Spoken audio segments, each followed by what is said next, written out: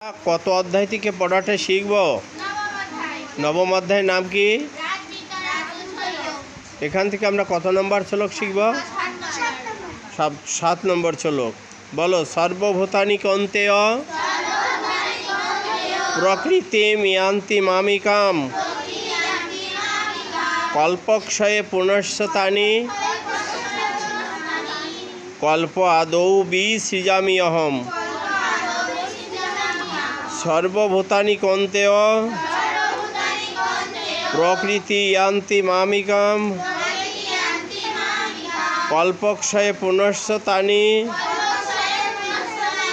কল্প আদৌ বিসৃজামি অহম।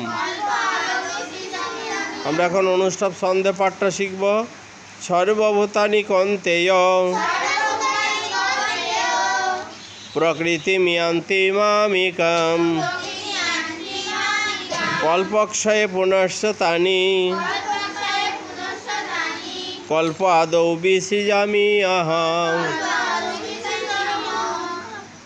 এবার তোমরা দলীয় পাঠটা শুরু করো তো।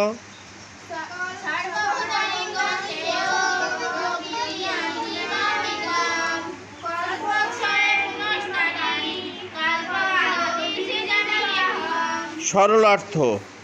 শ্রী ভগবান বললেন, হে কৌন্তেয়, প্রলয়কালে সমস্ত সৃষ্টি আমারই প্রকৃতিতে প্রবেশ করে